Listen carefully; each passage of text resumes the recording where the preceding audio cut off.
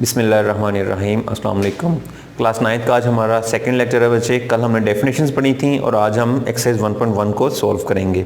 तो मैंने question number 1 जैसा कि आपके सामने लिखा भी हुआ है हमारा यहाँ पर, इसमें वो कहता है आपने इनके ऑर्डर फाइंड करना है, या जिसको आप लोग उर्दू में कहेंगे मर्तबा आपने मालूम करना है इन मैट्रिक्सेस का या इन कॉलमों का। तो मैंने 3 क्वेश्चंस लिखे हुए हैं, बाकी क्वेश्चन जो हैं वो आप लोग खुद से कंप्लीट करेंगे। इसके बाकी पार्ट जो हैं मैं आपको इनको एग्जांपल से इनको वजाहत कर दूंगा। सबसे पहला हमारा सवाल है, उसमें ए के अंदर ये वैल्यूज हमें दी हुई हैं। ए नाम है मैट्रिक्स का, उसमें वो 2, 3, -5 और 6 हमें बता रहा है। तो बच्चे सबसे पहले आपने क्या करना है, जिससे मैंने आपको मिसाल से वजाहत की थी कि आपने इसके ऑर्डर देख लेना है। इसमें ऑर्डर में क्या हम फाइंड करते हैं, सबसे पहले उसका नंबर ऑफ रोज देख लेनी है, या उर्दू में इसको कहते हैं कतारों की तादाद देख लेनी है। अब कतारें या रोज कौन सी होती हैं, उनको हम आप ऐसे जो इस डायरेक्शन में हो, उसकी जिसे लाइंस कह सकते हो, या जिसको हम हॉरिजॉन्टल लाइंस कहें, उनको हम कतारों का नाम देते हैं। तो ये हमारी एक कतार है और उसके बाद ये हमारी दूसरी कतार है। तो टोटल कितनी तादाद हो गई है, ये हमारी एक रो है और ये हमारी दूसरी रो हो गई। तो कितनी वैल्यूज हो जाएंगी, 2। उसके बाद हमने इसकी कॉलम्स देखने हैं। कॉलम्स मैंने कैसे बताया था, वर्टिकल, अमूदी या ऊपर से जो नीचे होगा। तो इसमें एक कॉलम ये आ रहा है और एक कॉलम ये आ रहा है, तो हम क्या लिखेंगे 2/2।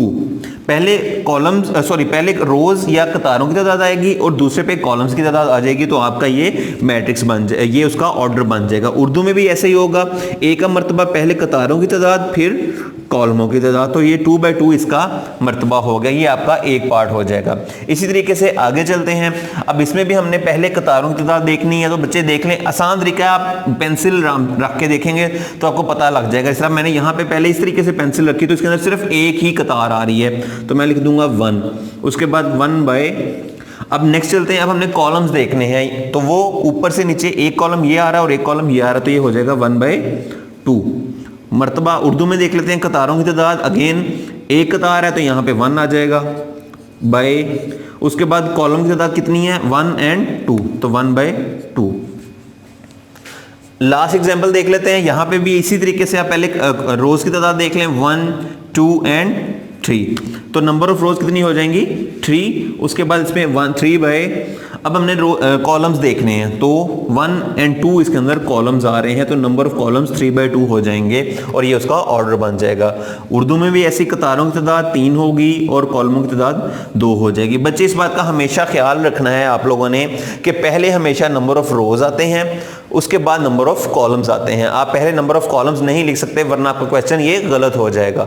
तो इस पर आप स्पेशल फोकस रखेंगे, नंबर ऑफ रोज जो आएंगे वो पहले होंगे और नंबर ऑफ कॉलम्स जो है वो बाद में आएंगे। तो ये आपका क्वेश्चन नंबर 1 हमने अभी सॉल्व किया है। इसके बाकी पार्ट्स की आप प्रैक्टिस कर लें, इसको अच्छे तरीके से समझने के बाद आगे चलते हैं क्वेश्चन नंबर 2 की तरफ।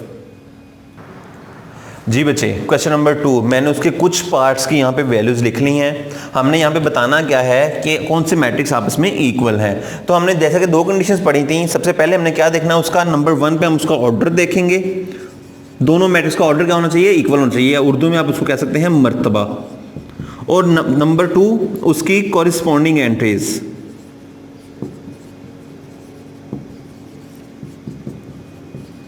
या जिसको आप इंग्लिश में उर्दू में कह सकते हैं मुतनाज़रा अरकान। मतलब क्या है इस बात का, ऑर्डर हम लोग ने क्वेश्चन नंबर 1 में फाइंड करना सीख लिया था, उसको हमने फाइंड किया था, ऑर्डर का आपको पता लग गया है। मुतनाज़रा अरकान में तारीफ के अंदर भी वजाहत कर, कॉरिस्पॉन्डिंग एंट्रीज या मुतनाज़रा अरकान। मतलब क्या है इस बात का कि उसके जो पहले नंबर पे एंट्री आ रही हो, फॉर एग्जाम्पल अगर आप ये एक मैट्रिक्स देख लें, तो जो जिसको आपने जिससे कंपेयर करना है, अगर यहाँ पे पहले नंबर पे 4 आ रहा है तो वहाँ पे भी 4 होना चाहिए, यहाँ पे 0 आ रहा है तो वहाँ पे भी 0 होना चाहिए, यहाँ पे 6 आ रहा है तो वहाँ पे भी सेकंड रो के फर्स्ट नंबर पे हमेशा 6 ही आना चाहिए और सेकंड पोजीशन में 2 ही आएगा। तो इनको कहा जाता है कॉरिस्पॉन्डिंग एंट्रीज या मुतनाज़रा अरकान। तो अब हम क्या करते हैं, हम 1 बाय 1 सेट इनको चेक कर लेते हैं कौन से मैट्रिक्स आपस में इक्वल हैं। अगर आप गौर करें तो इसके अंदर जो ए है हमारा, कितनी एंट्रीज आ रही हैं, एक एंट्री आ रही है। इसमें नंबर ऑफ रोज इसकी 1 है और नंबर ऑफ कॉलम्स भी इसका क्या है, 1 है। इसी तरीके से जो दूसरा हमारा सी मैट्रिक्स है, इसमें 5 - 2 को आप सॉल्व करके देखेंगे। जब माइनस करेंगे तो इसका आंसर भी क्या आ जाएगा, सी इज इक्वल्स टू 3 ही आ जाएगा। अब आप देखें तो वैसे भी हमें पता चल रहा है, वरना आपने क्या करना है, आपने देखना है number of rose 1, number of columns 1, इसका भी ऑर्डर 1 by 1, इसका भी मर्तबा 1 by 1, इसका भी मर्तबा 1 by 1 हो गया। अब कॉरेस्पॉन्डिंग एंट्रीज, चूंकि इसमें एंट्रीज 1 और 1 ही है, दोनों के अंदर 3 और 3 आ रहा है, it means A is equal to क्या हो जाएगा, C हो जाएगा। इस तरीके से हमारा ये फर्स्ट पार्ट है जिसके अंदर हमने दो वैल्यूज को कंपैरिजन किया और इनको आपस में इक्वल कर दिया। इसके बाद आगे चलते हैं, हम नेक्स्ट क्वेश्चन देखते हैं। यहां पे आपके पास E आ रहा है, E की वैल्यूज क्या हैं, 4, 0, 6 एंड 2। इसको हम F से कंपैरिजन नहीं कर सकते क्योंकि इसके अंदर वैल्यूज कम है। G से भी कंपैरिजन नहीं कर सकते। इससे नेक्स्ट देखते हैं E और H, इसका ऑर्डर क्या है 2। इसमें पहले देखें एक रो आ रही है और दूसरी रो, 2 रोज आ रही हैं और 2 ही कॉलम्स आ रहे हैं। इसी तरीके से यहाँ पे भी 2 रोज आ रही हैं और 2 ही कॉलम्स आ रहे हैं। पहली एंट्री यहाँ पे 4 है, यहाँ पे भी 4 है, यहाँ पे दूसरी एंट्री 0 है, यहाँ पे भी 0 है। फिर सेकंड रो में पहली एंट्री 6 है, यहाँ पे भी 6 है, यहाँ पे 2 है और यहाँ पे 2 आ रही है। तो इसकी कॉरेस्पॉन्डिंग एंट्रीज भी सेम हो गई और इसका ऑर्डर भी सेम हो गया। तो मैं कह सकता हूँ E is equals to H। लेकिन अगर आप गौर करें J के ऊपर, J को हम सॉल्व कर लेते हैं। J का हम आंसर अगर फाइंड कर लें, 2 + 2 क्या आ रहा है, 4, 2 - 2 क्या आ रहा है, 0, 4 + 2 क्या आ रहा है, 6, और 2 प्लस क्या आ रहा है, सॉरी 2 + 0 क्या आ जाएगा, 2 आ जाएगा। तो हमारा अगर J जो मैट्रिक्स है या जो J कॉलम है उसकी वैल्यूज को सॉल्व करने से बिल्कुल वही वैल्यूज आ रही हैं जो कि E और H के अंदर थी। मैट्रिक्स भी ऑर्डर भी सेम है दोनों का, यानी 2 रोज 2 कॉलम्स मींस ऑर्डर क्या हो गया 2 by 2 या मर्तबा क्या हो जाएगा 2 by 2 हो जाएगा। उसके अलावा इसमें जो एंट्रीज है पहले पे 4 है, यहाँ पे भी 4 है, यहाँ पे भी 4 आ रहा है। इसी तरीके से 0 फिर 6 और 2 तमाम वैल्यूज की पोजीशन भी सेम है। तो फिर हम कह सकते हैं E is equal to H is equal to J। इस तरीके से आप E, H और J को भी आपस में इक्वल कर देंगे। नेक्स्ट पार्ट पे चलते हैं, वो है F और G वाला। तो F और G के लिए अगर आप गौर करें, जिस तरीके से मैंने अभी सॉल्व किया था, इसको अगर मैं G को भी सॉल्व कर लूं, G की वैल्यू क्या आती है, 3 - 1 करेंगे तो 2 आ जाएगा, उसको 3 + 3 करेंगे तो 6 आ जाएगा सॉरी इसको भी 6 आ जाएगा। तो इसमें F के अंदर भी 2 आ रहा है पहली एंट्री और 6 आ रहा है दूसरी एंट्री। इसी तरीके से G में भी 2 आ रहा है और 6 आ रहा है। ऑर्डर देख लेते हैं, नंबर ऑफ रोज, पहले में एक रो और उसके बाद दूसरी रो में भी 6 आ जाएगा। तो ऑर्डर पहले ही हमने देख लिया, यहाँ पे क्या हो जाएगा, 2 रोज हैं, 2 रोज हैं, कॉलम्स कितने हैं, 1 कॉलम है, 1 कॉलम है। तो ऑर्डर या मर्तबा क्या हो जाएगा 2 by 1, इसका भी ऑर्डर 2 by 1 हो गया। एंट्रीज भी यहाँ पे 2, यहाँ पे 2, यहाँ पे 6, यहाँ पे 6। तो F इज इक्वल टू क्या हो जाएगा, G। और इस तरीके से आपका ये क्वेश्चन नंबर 2 भी होगा। इसके बाकी पार्ट्स आप लोगों ने खुद से करने हैं, जहां पे भी कोई कंपैरिजन हो रहा है। आगे चलते हैं क्वेश्चन नंबर 3 की तरफ। जी बच्चे, एक्सरसाइज 1.1 का लास्ट क्वेश्चन, क्वेश्चन नंबर 3 है हमारा, जिसमें उसने हमें कुछ इस तरीके से 2 मैट्रिक्स दिए हुए हैं और वो कहता है इसमें से अननोन क्वांटिटी यानी A, B, C और D की वैल्यूज को आप फाइंड करेंगे। अब जब भी बच्चे इस तरह का सवाल आएगा, आप देखें अगर, तो हमारे पास उसने बताया हुआ है कि ये दोनों आपस में इक्वल है। इक्वल का मतलब है कि कॉरेस्पॉन्डिंग एंट्रीज या मुतनाज़िर अरकान भी बराबर होंगे। तो हम उनको लिख लेते हैं। सबसे पहले आ रहा है इस साइड पे, लेफ्ट साइड पे A + C, वो किसकी इक्वल हो जाएगा, यहाँ से 0 के, क्योंकि यहाँ पे पहली एंट्री A + C है, यहाँ पे पहली एंट्री 0 है, तो दोनों को आपस में इक्वल कर दिया। दूसरे नंबर पे A + 2B आएगा इधर, और इस तरफ से हम क्या ले लेंगे, -7। थर्ड पोजीशन देखते हैं, यहाँ पे C - 1 आएगा और यहाँ से हम क्या ले लेंगे, नंबर आ जाएगा 3।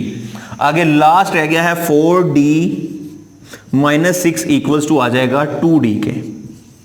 अब इसको मैं नाम दे लेता हूँ, ये नंबर 1 कह लेते हैं, इसको 2, इसको 3 और इसको नंबर 4 का आप नाम दे दें। यहां तक आपकी ये 4 इक्वेशंस बन गई हैं, इनको हम लोग सोल्व करेंगे।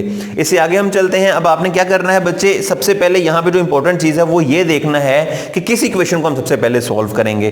तो उसका आसान तरीन ट्रिक या कुलिया को मैं बता देता हूं। आप ये करेंगे, आप देखेंगे कोई ऐसी इक्वेशन है जिसके अंदर सिर्फ एक अननोन क्वांटिटी आ रही हो या एक ऐसी मिकदार आ रही हो जिसकी हमें वैल्यू नहीं मालूम, जिसकी वैल्यू हमें नहीं पता। तो अगर आप गौर करें इक्वेशन नंबर 3 के ऊपर, तो उसमें सिर्फ C एक ऐसा नंबर आ रहा है जो कि C एक ऐसा अननोन क्वांटिटी है, एक वेरिएबल है जिसकी वैल्यू हमें मालूम नहीं है। तो हम क्या करते हैं, पहले टेक इक्वेशन नंबर 3। उर्दू वाले बच्चे क्या लिखेंगे, मसवा नंबर 3 लेने से।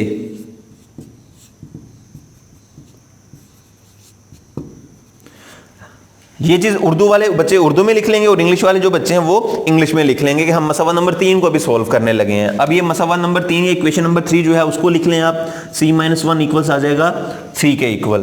तो अब हमने करना क्या है, हम यहाँ पे -1 हो रहा है, हमें पता है जब इसको दूसरे पे लेके जाएंगे तो ये क्या हो जाएगा +1, तो 3 + 1 इक्वल्स आ जाएगा 4। तो c की वैल्यू आपके पास क्या आ गई, 4 आ गई वैल्यू। तो यहां तक हमने इसको सॉल्व किया है, c की हमने वैल्यू फाइंड कर ली है। इसके बाद हम नेक्स्ट मजीद देख लेते हैं कोई ऐसी इक्वेशन मजीद जिसमें सिर्फ एक अननोन क्वांटिटी आ रही हो। तो अगर आप इक्वेशन नंबर 4 देखें तो उसमें सिर्फ d आ रहा है, चाहे वो 2 दफा आ रहा है लेकिन उनको हम सिंप्लीफाई कर सकते हैं, लेकिन इसके अलावा कोई अननोन वेरिएबल या अननोन क्वांटिटी मौजूद नहीं है। तो अब हम क्या करते हैं, इक्वेशन नंबर 4 ले लेते हैं।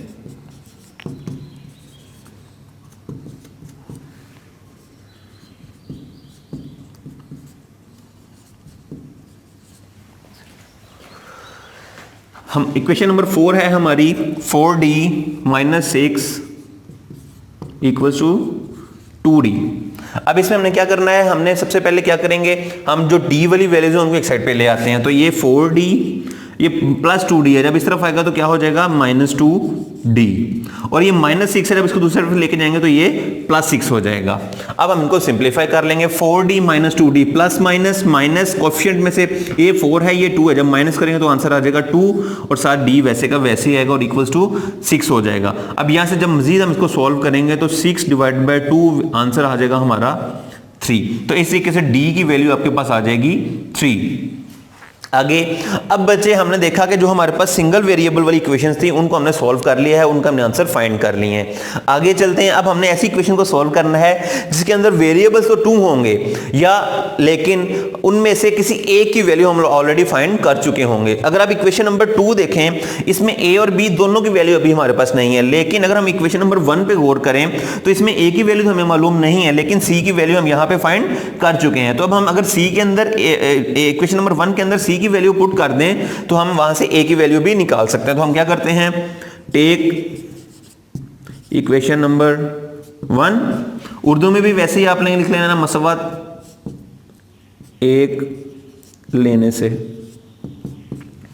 अब हमारी इक्वेशन है a + c = 0।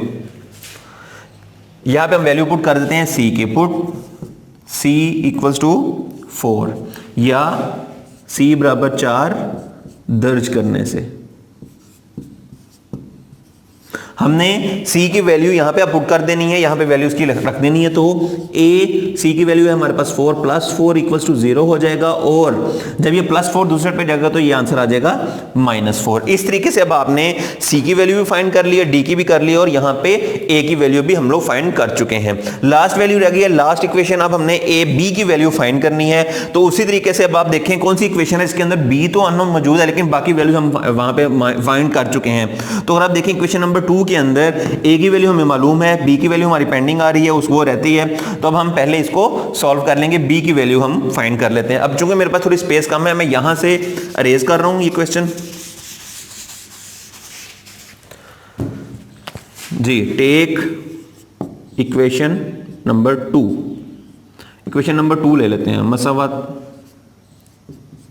2 लेने से। मसला नंबर 2 पे आप आ जाएं। अब तो हमारी इक्वेशन है a + 2b = -7। ये मैंने इक्वेशन नोट कर लिया है। इसके बाद मैं यहां से थोड़ा सा और अपनी स्पेस करने के लिए इसको अरेज कर देता हूं जी बच्चे। अब किसकी वैल्यू हमने पुट करनी है, यहां पर हमें इन दोनों में किसकी वैल्यू मालूम है, a की वैल्यू मालूम है। तो हम यहां पे पुट कर देते हैं a = -4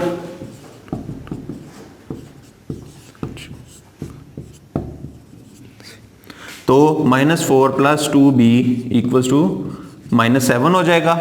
अब ये 2b इक्वल किसके आएगा, -7। ये +4 है, जब इसको हम दूसरे पे लेकर जाएंगे इसका सिंबल हमेशा पहले होता है, तो जो -4 है ये आगे +4 हो जाएगा। हमेशा बच्चे अक्सर ये गलती करते हैं कि ये सिंबल को मिक्सअप कर देते हैं। बच्चे हमेशा हम ऐसे देखेंगे कि जो सिंबल पहले आ रहा होगा, जैसे 4 से पहले जो सिंबल आ रहा है वो इसका सिंबल होगा। तो यहाँ पे ये माइनस था, जब इस तरफ आएगा तो ये प्लस हो जाएगा। बच्चे ये करते हैं सर दोनों के दरमियान में तो प्लस का सिंबल है, लेकिन वो सिंबल 2 के लिए है।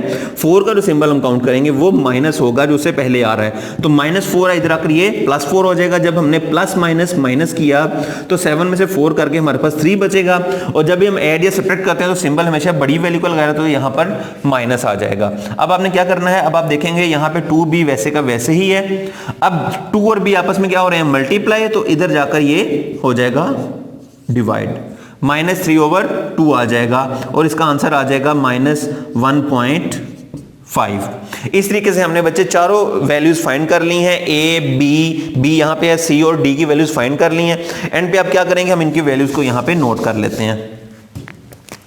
a is equals to -4, b is equals to -1.5, c is equals to 4 and d equals to 3।